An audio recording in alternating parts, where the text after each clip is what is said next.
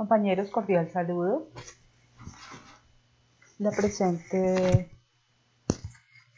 es la clase de el curso Emprendedor en Establecimiento, Manejo y Comercialización de Hongos Comestibles del SENA de Palmira, que es el CBI, el programa SENA Emprende Rural.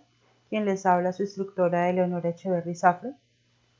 El día de hoy, dentro de la programación que tenemos del curso, vamos a tocar el tema de la propagación del micelio, que es la forma en la cual comercialmente conseguimos la semilla de los hongos.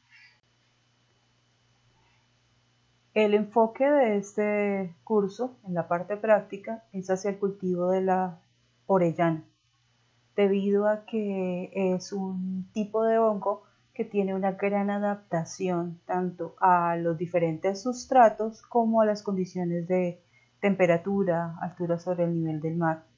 Es el tipo de seta más fácil de manejar de las que comercialmente apreciamos y manejamos. Entonces el enfoque por esa razón es hacia el cultivo de las orellanas. Uno de los puntos que tenemos que tener claros es la morfología de este organismo, del hongo.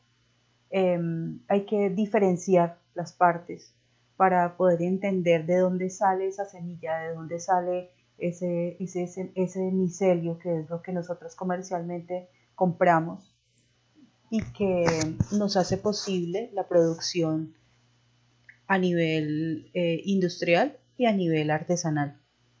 Entonces, en el hongo como tal hay dos partes fundamentales, que uno es el cuerpo vegetativo y el otro es el cuerpo reproductivo.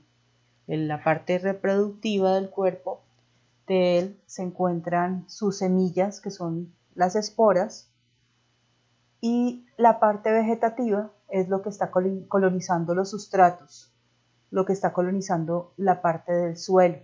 En la parte silvestre nosotros encontramos este crecimiento en los primeros centímetros del suelo sobre la hojarasca. Entonces, este tipo de organismo, ese crecimiento que vemos en forma de una telaraña o de unos hilos muy finos, generalmente color blanco, que vemos debajo de la hojarasca en condiciones de la naturaleza, esa es el crecimiento de los hongos como tal. Ese crecimiento como tal está formado por pequeños filamentos, por pequeños tubitos, y cada uno de esos tubitos se llama una hifa. Esas hifas pueden ser unicelulares y están formadas por septos, que son las divisiones, y en cada septo hay dos núcleos que se comunican entre sí y a partir de un conducto que se llama una fíbula. Al conjunto de todas esas hifas, cuando ellas se aglomeran, es lo que uno llama micelio.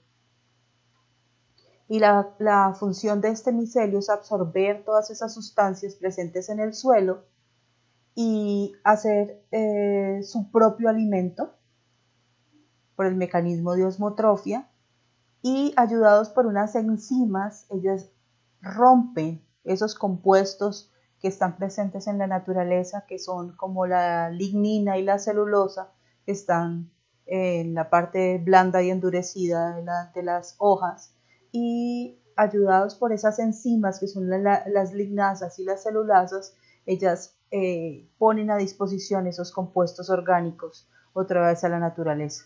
El micelio es el hongo como tal. Lo que nosotros vemos como el cuerpo fructífero no es más que el órgano reproductivo de ese organismo, pero el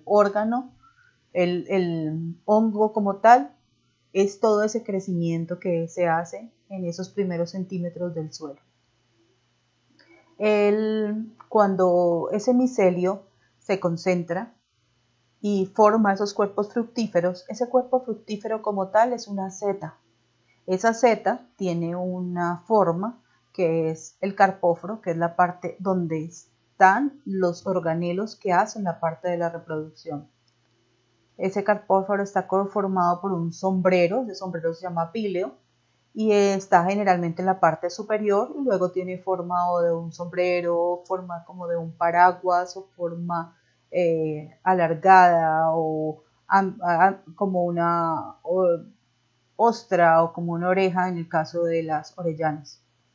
Entonces, debajo de este sombrero, de esta forma, se encuentran unas láminas y en esas láminas están eh, ubicados esos órganos sexuales que contienen las esporas. Entonces, en esos organelos están los basidios, por eso este tipo de setas que contiene estos órganos reproductores pertenecen a esta familia, que serían los basidios, las basidiosporas, pertenecen a los basidiomicetes. Y la gran mayoría de los hongos que producen estas estructuras pues son generalmente los que nosotros manejamos en la parte de cultivo. Estamos hablando de que a esta rama pertenecen las orellanas, pertenecen los champiñones, pertenecen el shiitake y muchos otros más que los podemos apreciar en la parte de cultivo.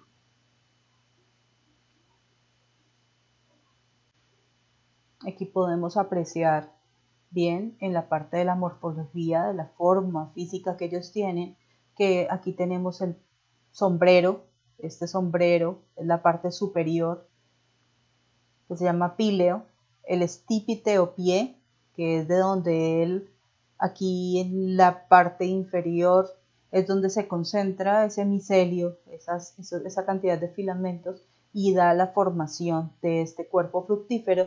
Y debajo de ese sombrero están las láminas, que es el himenio, y en ese himenio es que se encuentran esos órganos reproductivos que son los basidios y basidiosporas.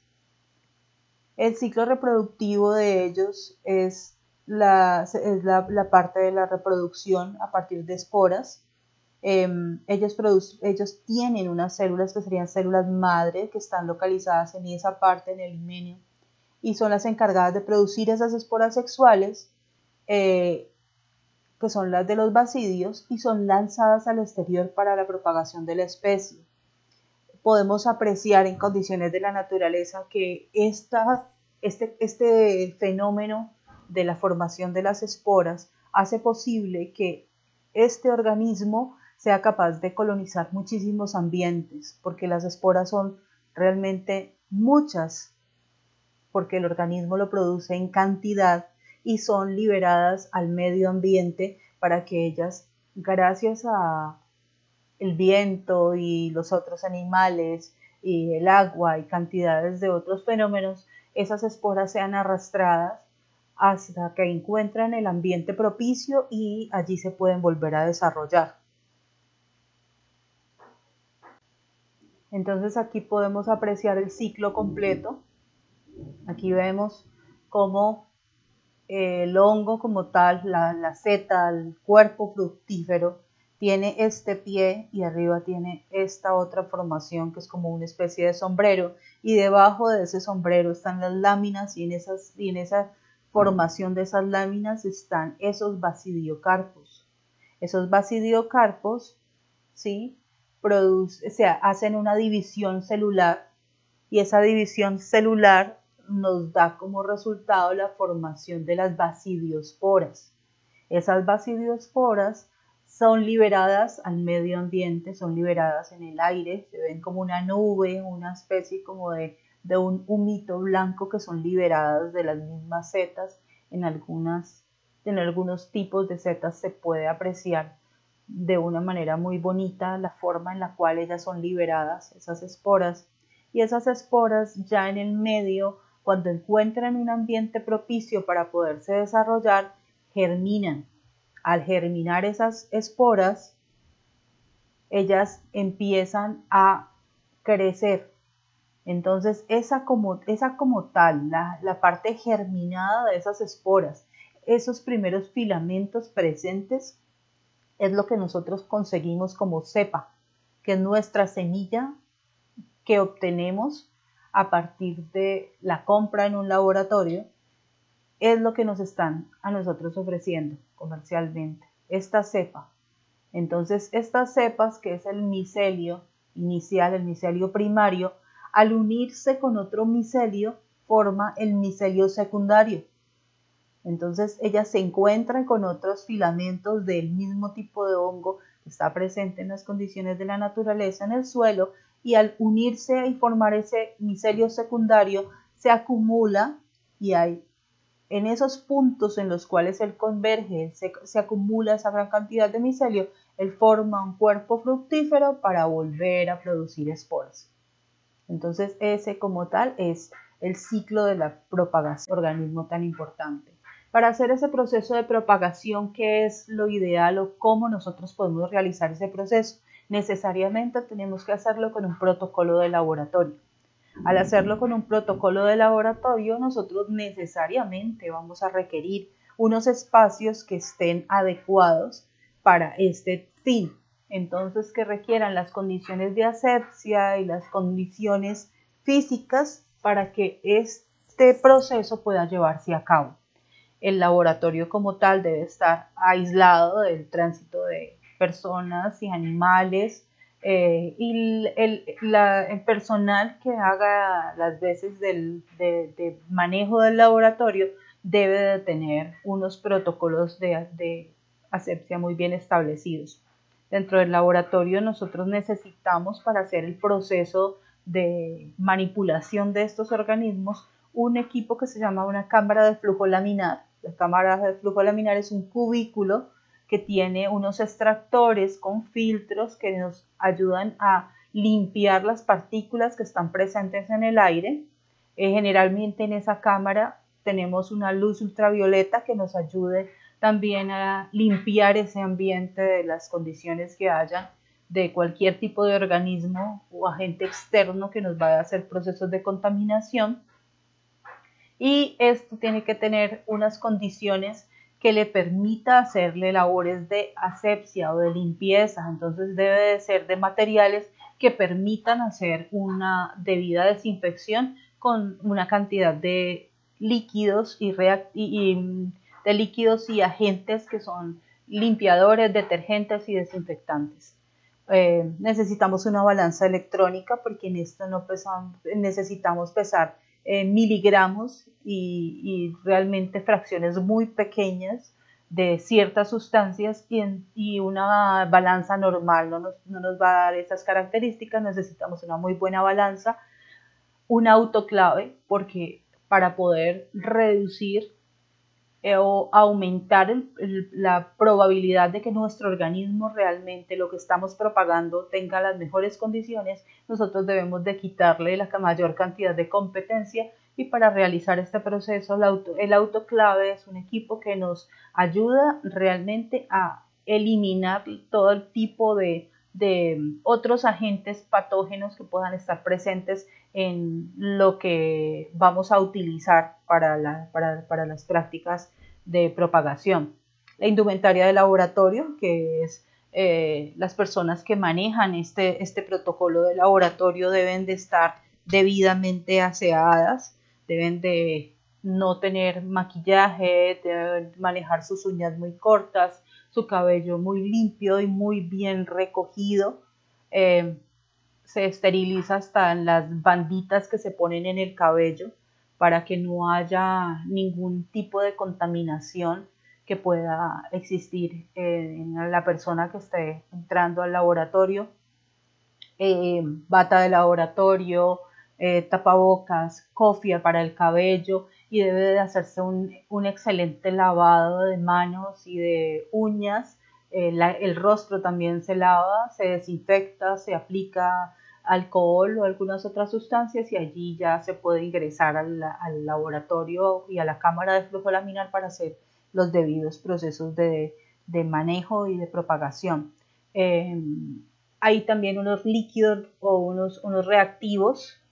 Por ejemplo, unos de los líquidos que se utilizan con mayor frecuencia en los protocolos de laboratorio está el cloro, que el cloro es el hipoclorito, que es el límpido que usamos comercialmente para trabajos domésticos también. El hipoclorito que se usa en laboratorio puede ser hipoclorito de sodio o hipoclorito de calcio y se manejan diferentes disoluciones, igual el alcohol.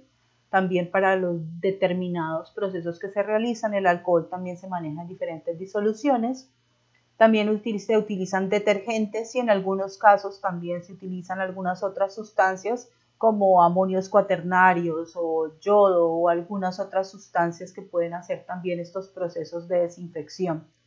Se utilizan también en estos materiales de laboratorio para hacer los procesos de propagación los medios de cultivo. El medio de cultivo es el alimento que va a permitirnos el desarrollo de ese organismo, de ese hongo. Entonces los más comunes o más fácilmente usados en este caso sería el PDA, que es el Papa dextrosa agar.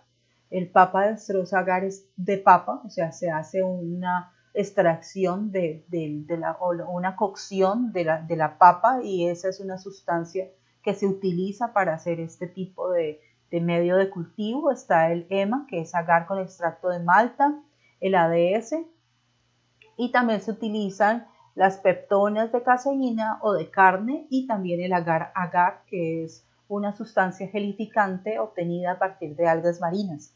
Dentro de los equipos que vamos a utilizar también en laboratorio tenemos los tubos de ensayo, las cajas Petri, las probetas, matraz, Erlenmeyer, de volúmenes diversos, frascos, botellas de vidrio. Se utiliza también una estufa eléctrica o una parrilla eléctrica o una estufa de gas, dependiendo de lo que podamos tener a disposición para el laboratorio, lámparas de alcohol o mecheros.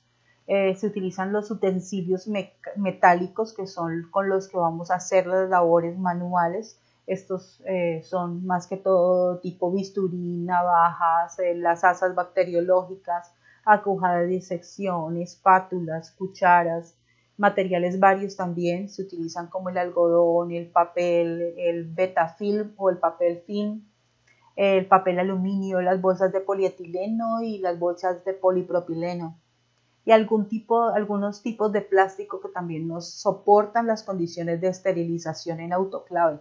Recuerden que todo este tipo de materiales tiene que aguantar las condiciones de alta temperatura y presión que nos da la autoclave para los procesos de esterilización.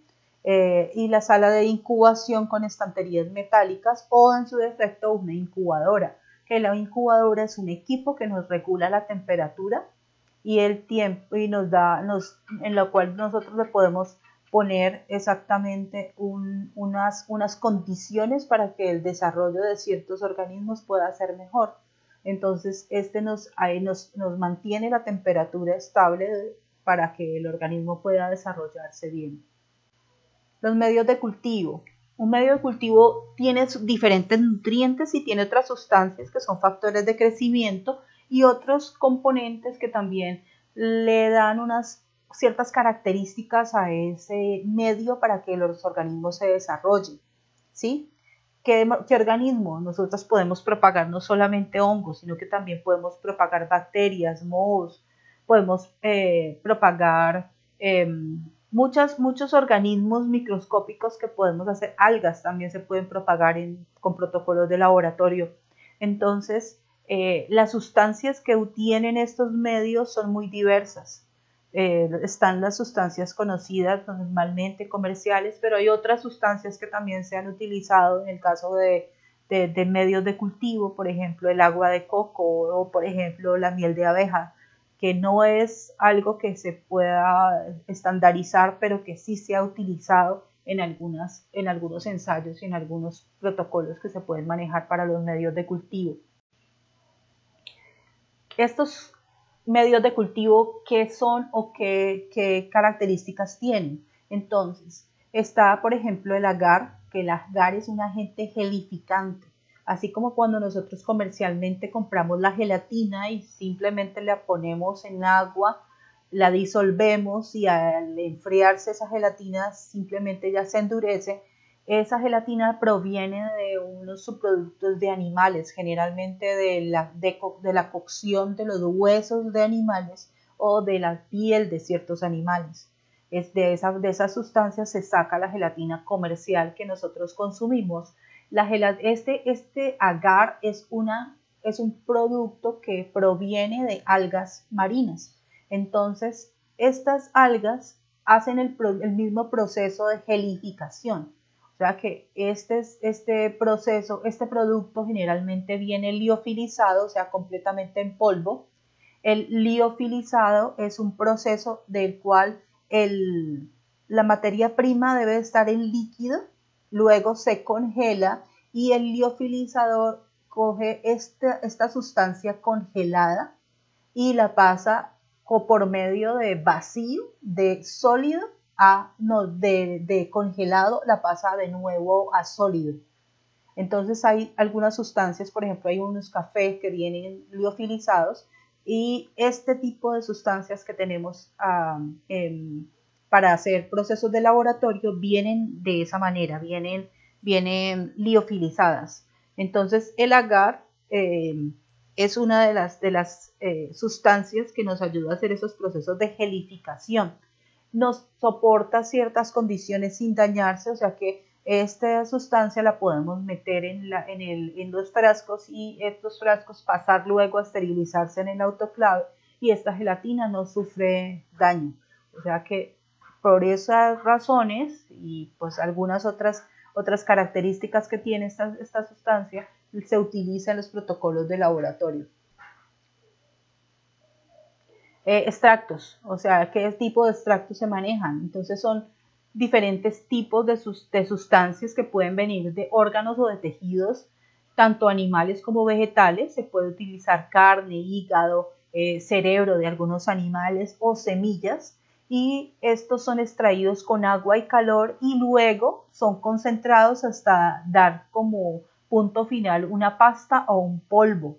Entonces, estos son procesos industriales que se hacen con estas sustancias y estos preparados ya deshidratados son empleados en la elaboración de ciertos medios de cultivo. En este caso se puede conseguir de esta forma extracto de carne y también levadura. El de levadura se hace también en cierta forma se hace esta extracción, que de levadura es otro tipo de hongo, y también se hace de malta. Las peptonas también son mezclas de compuestos orgánicos nitrogenados y sales minerales. Estas se obtienen es por un proceso de digestión enzimática o un proceso de digestión química de algunas proteínas animales o vegetales, como por ejemplo la carne o la soya o la caseína, que la caseína proviene de la leche. Las peptonas son ricas en aminoácidos y en péptidos y pueden ser también deficientes en algunas sales minerales y en algunas vitaminas. Entonces son utilizadas también como constituyentes de medios de cultivo. Otras cosas que se le agregan también a los medios de cultivo son unos sistemas amortiguadores y que se utilizan para mantener el pH dentro de unos rangos óptimos en el crecimiento de ciertas bacterias, y entonces es necesario añadirlos al medio de cultivo porque la mayoría de los hongos no son neutrófilos, o sea que se pueden emplear algunas sales como fosfatos disódicos o fosfatos dipotásicos o también otras sustancias como las peptonas para que no hayan cambios bruscos en ese pH que nos den como resultado que el organismo lo desarrolle. Otras sustancias son los indicadores de pH, que son compuestos que se incluyen en el medio de cultivo y al metabolizarse por el crecimiento de los microorganismos pueden detectar diferentes variaciones en el pH cambiando el color de la sustancia. Entonces hay unas variaciones ácido-base. Entonces esto nos permite detectar crecimiento de ciertos organismos en alguna zona del medio de cultivo y en algunos casos también identificar microorganismos que tienen esas características específicas. Entonces, ¿qué sustancias son ácido base? Entonces puede ser el anaranjado de metilo, el azul de metileno, el rojo fenol, la fucina, las sales biliares, el ácido láctico, entre otros. Esos son algunos de los que se utilizan. Hay otros que son los agentes reductores. Estos agentes se utilizan para crear en los medios de cultivo condiciones que permitan que el desarrollo de gérmenes microaerófilos o anaerobios. O sea, que no necesitan oxígeno para desarrollarlo. Entonces, estos se añaden, estos agentes, siendo de los más empleados está la cisteína y el tioglicolato. Hay otros agentes que son selectivos, que también se le agregan a este medio de cultivo, y en la adición la determinan sustancias, por ejemplo, el cristal violeta, las sales biliares, la acida sódica, el telurito potásico o algunos antibióticos. Entonces, esa concentración adecuada, ellos hacen que ellos actúan como unos agentes selectivos y ellos permiten que no haya crecimiento de ciertos organismos que son, digamos que los repelen estas sustancias y permiten que el organismo que pusimos crezca tranquilo y no tenga otros microorganismos que actúen como peores. Este es un autoclave. El autoclave es el equipo encargado de hacer este proceso de esterilización.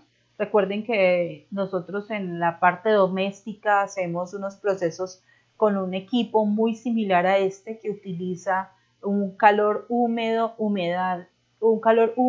temperatura y presión. Ese sería en el caso nuestro, en la parte doméstica, se utiliza una olla pitadora. El autoclave es una especie de olla pitadora, más bien la olla pitadora es una especie de autoclave doméstica. Entonces, aquí nosotros tenemos un manómetro que nos permite chequear la presión a la cual se encuentran sometidas las cosas que tenemos allí adentro, y tenemos termómetro que también nos permite mirar a la temperatura exacta a la cual estamos sometiendo materiales o estas sustancias, y también cronometrar el tiempo exacto para que a esa temperatura, a esa presión, esas sustancias realmente cumplan con la función que nosotros esperamos, que es quitarles la competencia. Generalmente estos equipos para ciertos protocolos deben subir de 120 grados de temperatura. Una olla a presión sube más de 120, más o menos entre 120 y 130 grados de temperatura.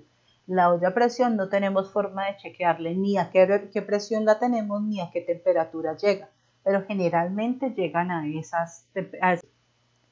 Aislamiento vegetativo. Cuando nosotros vamos a hacer los procesos de propagación, entonces lo que hacemos es tener material vegetal del cual nosotros vamos a sacar una parte para hacer ese proceso de propagación. Entonces, el proceso consiste en tener ya el tipo de seta, el tipo de hongo del cual nosotros vamos a sacar ese pequeño pedazo para poder hacer el proceso de propagación. Y en el caso de Orellana está entre el pie y la parte externa, la parte de la oreja. O sea, en ese centro se encuentra el punto de crecimiento óptimo para la propagación de estos organismos.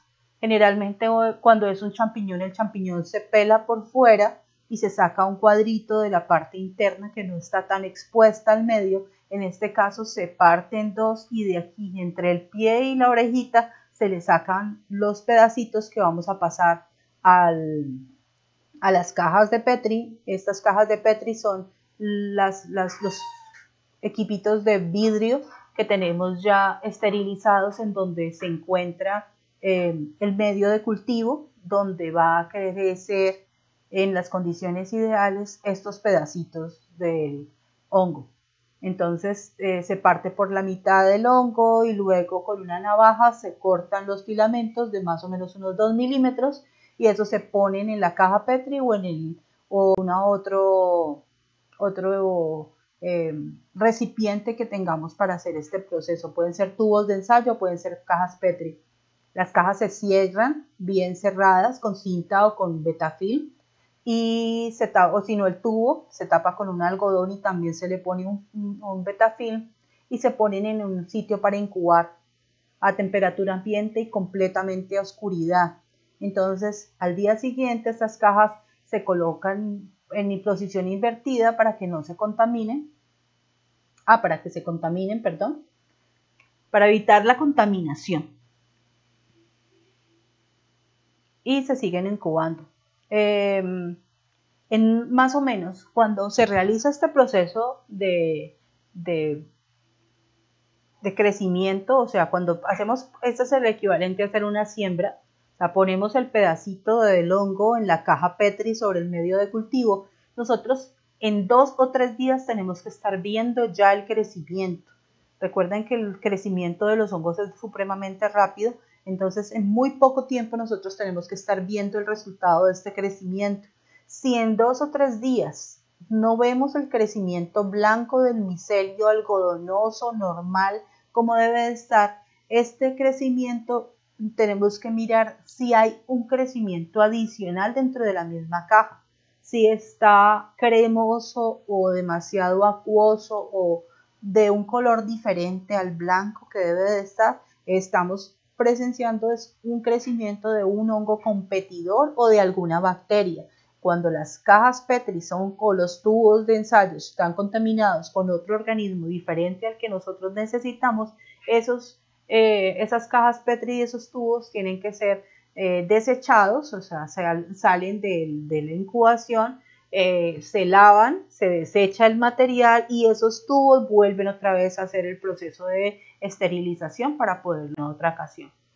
Cuando en vez de un pedacito del hongo vamos a buscar hacer un proceso de propagación, también lo podemos hacer mediante esporas. Recuerden que las esporas son unos organelos producidos por ese sombrerito, por ese sombrero, por ese cuerpo fructífero del hongo, y esos organelos como tal, ese polvillo, ¿sí?, es liberado al medio. La forma en la cual podemos recolectar ese polvillo, y en ese polvillo esas esporas, es teniendo un papel estéril, ¿sí?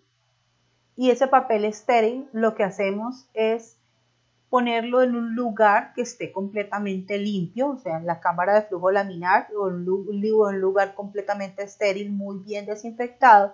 Se hace un corte del papel blanco o de una cartulina negra en forma de un círculo que pueda caber dentro de la caja de Petri, y el cuerpo fructífero, o sea, el honguito como tal, se le quita completamente el tallo.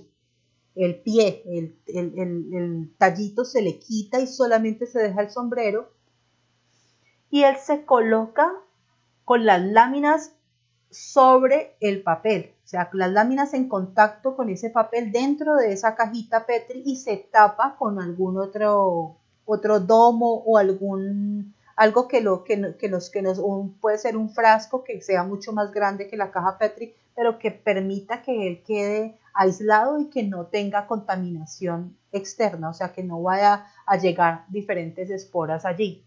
Allí lo que vamos a encontrar cuando ya se quita ese hongo es que él ha dejado una marca sobre ese papel. Entonces, dependiendo de cuál tipo de hongo le vamos a sacar esporas, entonces de ese tipo de hongo le vamos a poner un papel que nos contraste con el color de las esporas. Entonces, el champiñón, si nosotros observamos el champiñón, en la parte de abajo del champiñón, el champiñón es negro. Las esporas del champiñón son negras. Las esporas de shiitake también son negras. Entonces el contraste es un papel blanco. Pero las esporas del Pleurotus son blancas. Entonces, para que contraste necesitamos un papel negro.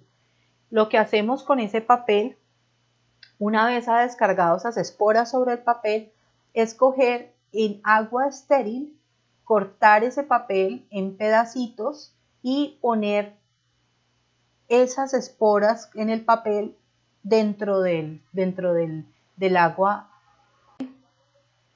y se hace una mezcla para que en el agua queden disueltas esas esporas, o sea, para que se desprendan del papel y queden presentes en el líquido que está allí, que es un agua estéril. El agua también, hay procesos para el agua. Uno es el agua que ha sido pasada por procesos de unos filtrados que pasteurizan, esterilizan ¿sí? Hacen todo el proceso de desinfección del agua, pero si el agua no tenemos estas condiciones para hacerlo, el agua también se mete dentro de frascos y se pone a pasteurizar en la autoclave o en los equipos de pasteurización. Entonces el agua tiene que estar completamente estéril también. Cuando nosotros hacemos esta disolución y en el líquido quedan presentes estas esporas, lo que hacemos es que cogemos una pipeta y se toma una cantidad de ese líquido con las esporas y ese líquido se pone sobre una caja de Petri con el medio de cultivo para la propagación de ese hongo. Entonces, lo que hacemos es distribuir ese líquido en la superficie de esa caja Petri con ese gel nutritivo, y lo que hacemos es que él quede impregnada toda la superficie para que esas esporas tengan la posibilidad de nacer en ese gel nutritivo. Esas cajitas se sellan con cinta y se incuban también en posición normal, o sea, con la tapadera hacia arriba, o sea, con la tapita hacia arriba, y los primeros días se mueven nuevamente para distribuir esa solución porque es un poquito y ya queda líquida. Entonces el líquido pues es agua, lo que le pusimos con esporas encima, entonces simplemente se mueven un poquito para que esas esporas se adhieran a ese material, y en los de 6 a 8 días se debe observar que ya empiezan a hacer los primeros crecimientos de esos cuerpos, de ese micelio que sale a partir de esas esporas sexuales obtenidas a partir de ese sombrerito o de ese cuerpo fructífero. Luego de unos días, cuando ya vemos que esa caja Petri ya creció lo suficiente y ya ese micelio ya está muy bien desarrollado sobre esta caja, lo que hacemos es que se toma parte de este micelio, de este micelio ya en la caja de Petri, y se pone a germinar en una caja nueva. Entonces cortamos un pedacito, unos cuadritos pequeñitos de esta gel ya colonizada de este micelio, y se pone a germinar nuevamente. Y así se propaga las veces que sea necesario, depende de la cantidad que vamos a utilizar. Cuando nosotros ya tenemos esas cajas Petri y ese desarrollo ya muy bien realizado de ese tipo del micelio, entonces lo que hacemos es pasarlo a un medio que nos permita realmente ampliar esa producción de ese micelio y poder producir las setas, porque en este caso solamente estamos reproduciendo o propagando su semilla, que sería el micelio. Para poder propagar ese micelio y hacer producción como tal de hongos, lo que nosotros hacemos es partir de ciertas semillas, de ciertos granos que nos permiten realmente hacer ese proceso de colonización. Estos granos pueden ser trigo, cebada o millo, cualquiera de esos nos sirve. Algunos procesos se hacen también en arroz, en algún arroz integral, pero más que todo en trigo, cebada y millo. Este material, estos granos se tienen que lavar muy bien hasta que ya no tengan ningún tipo de residuo, ya quede el agua completamente limpia en la cual uno lo está lavando, que no quede turbio, y estos granos se dejan remojar. Después de que se remojan, se empacan en recipientes que van a ir a un proceso de esterilización. Estos granos se esterilizan y una vez esterilizados vuelven otra vez al laboratorio, y de las cajas de Petri que tenemos ya con los hongos colonizados se cortan en pequeños cuadritos, y estos cuadritos se ponen dentro de las bolsas o dentro de los recipientes con el grano ya esterilizado. Entonces este micelio va a crecer sobre estos granos, y lo que nosotros compramos comercialmente son este sería la última diapositiva de este tema. Si tienen dudas, inquietudes, me escriben, y en la próxima presentación seguimos con muchos más temas acerca de la propagación de estos organismos. Muchas gracias.